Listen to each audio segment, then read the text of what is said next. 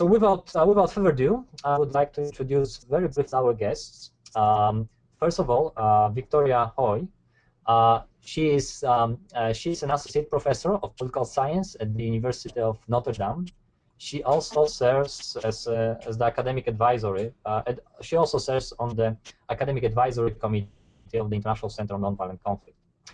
Our second discussant is Michael Davis, who is professor in the law faculty at the University of Hong Kong, and he joins us directly from Hong Kong at a late hour that is now out there. Welcome. Thank you. So, I would first like to start from the question to Michael, who is a constitutional scholar and has followed civic organizing in Hong Kong for almost 20 years. We oftentimes hear from Chinese officials that protesters are undermining rule of law in Hong Kong, why actually the Hong Kong authorities are upholding it. So who is right, Michael? Okay, well, this is a complex question. I think it's better to start, assuming the audience does not all know that much about Hong Kong and its constitutional system, with the idea that Hong Kong has been set aside within China as an autonomous region, and it's called a special administrative region. And this was something that China and Britain sort of cooked up together. The Chinese, by amending their constitution, having a new constitution in 1982, which provided for the idea of special administrative regions. And then this was carried out in a treaty in 1984 called the Sino-British Joint Declaration. And that treaty itself provides for one country, two systems, which is sort of the model that applies to Hong Kong. This is kind of an asymmetry. Some people would say, well, why is Hong Kong treated so special? Well, Hong Kong already had many of the freedoms and rights and the rule of law that this treaty provides. So the idea was to maintain that, and that this would be a benefit to China and to Hong Kong, okay? And so the Hong Kong people, when they first heard that they were going to be returned to China, there was a panic in Hong Kong. And China actually released some of its policies, in 1982, and the Hong Kong people were very worried about the future. So this treaty was negotiated, and when the treaty was released, people were really excited and happy. They were actually 178,000 copies of the treaty were released, and they were snatched up right away. Some people even reported that copies were being sold. So this was kind of a relief for Hong Kong. So the treaty is taken very seriously. Promises one country, two systems, a high degree of autonomy for Hong Kong people ruling Hong Kong.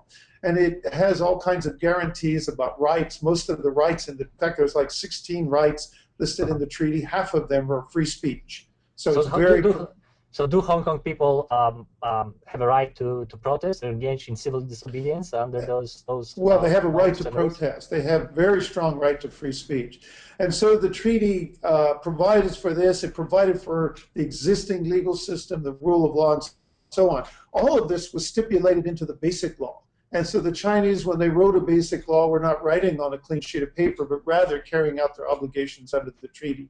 And the Basic Law contains all the same things. It provides that the ultimate aim is universal suffrage for Hong Kong. The tone of all of this and the emphasis at the time when all of this was done, both when the Joint Declaration was signed in 1984 and when the Basic Law was issued, was this encouragement for Hong Kong people to put their hearts at ease, not to worry. And the Chinese government took the treaty and the Basic Law to the capitals of the world and convinced countries around the world to treat Hong Kong specially. So this is sort of grounded in very solid foundations. And a particular interest, I think, in the treaty is Article 45, because that's exactly what's being disputed right now.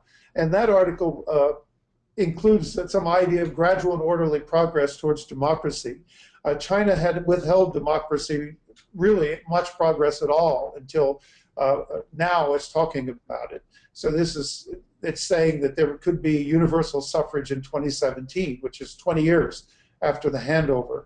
But the Basic Law in Article 45 said the ultimate aim is selection of the chief executive by universal suffrage upon nomination by broadly representative nominating committee in accordance with democratic procedures.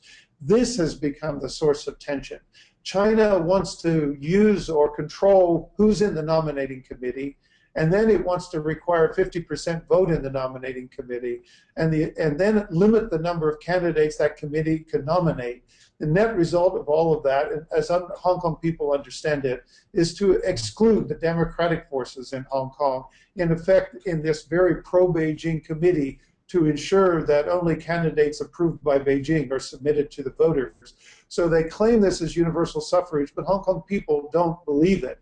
They don't view this as universal suffrage because they think universal suffrage is more than one man, one vote. If universal suffrage was only one man, one vote, then China would have universal suffrage because all people in China can vote.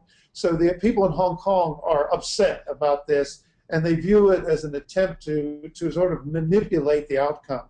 It's important when looking at these two documents and to appreciate that, among other things, this basic law incorporates the International Covenant on Civil and Political Rights.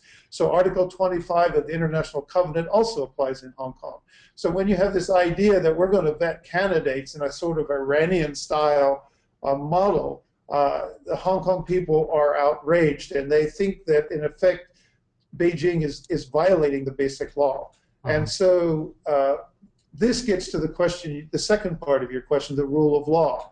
The other day I was talking on BBC. I was asked to sort of debate a leading figure in China on the issue of the rule of law, and he says those protesters are breaking the rule of law. And he gave a diatribe for a long time that I finally got in a word edgewise. And I said, you know, the rule of law, they may be breaking the law because civil disobedience involves breaking the law. That is not getting a permit.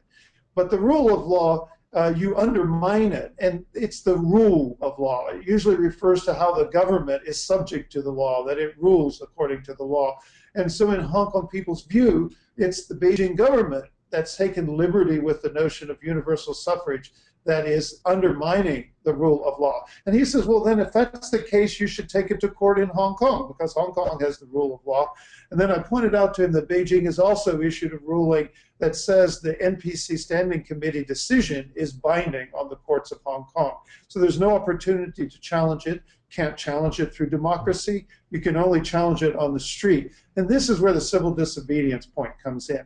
Civil disobedience is by definition breaking the law, but many people in the world have appreciated that when there's a lack of democracy and there's no other way to control your government and express your wishes, that civil disobedience, even if illegal by definition, because that's what it means, breaking the law, can be legitimate. And I think Hong Kong people are taking this view, and that's the source of the protest. But then, you know, despite all these limitations that you described and these encroachments of the Chinese government on the rights of Hong Kong people, the mainland Chinese they do ask, you know, whether Hong Kong residents are justified to go out and protest whether when they already have so many actual rights and economic freedoms and prosperity. The actions the mainland Chinese would indicate they can jeopardize what they already have, and they have much more than, in other words, whatever the privileges they have enjoyed those privileges and rights much more than the people in mainland China. So what do you say to this? Well, I think the problem with it is they don't understand that why Hong Kong people are afraid is that the autonomy that Hong Kong has is the secret to all of this, that the rule of law in Hong Kong exists, but it doesn't exist on the mainland. And as that question I mentioned a moment ago shows, it's not quite understood on the mainland. Even now, the party is having a plenum where they want to talk about the rule of law, but everyone in Hong Kong knows that this means a discussion about party discipline rather than the government being subject to the law. So it sort of turns the rule of law as we know it on its head. And so Hong Kong people appreciate that the autonomy, the high degree of autonomy that's promised, is very instrumental to maintaining Hong Kong as it is. And this is very much important for China. In some ways, I think China is showing restraint in reacting to the protest because it realizes the cost would be enormous. You thought Lehman Brothers collapsing would be a serious problem. Imagine Hong Kong collapsing. It's sort of like New York collapsing out here in Asia. So the danger that's present, a lot of mainlanders don't understand. Although mainlanders are very happy to come to Hong Kong Hong Kong is widely admired on the mainland, and it's one of the major tourist destinations. Hong Kong, in fact, has so many mainland tourists that sometimes people complain about it. So I think the country at large has gotten used to the idea of this special administrative region, that while China tries to help Hong Kong along the way sometimes, Hong Kong has been an enormous benefit to China. In fact, 3% of China's trade and investment is funneled through Hong Kong, and Hong Kong has had a major role in China's modernization. And this is why the leaders have been tolerant and even created this model. So the model, though, presumes that Hong Kong people will defend it. And if the Hong Kong government is not up to the task, then I think the people on the street have proven time and time again that they are.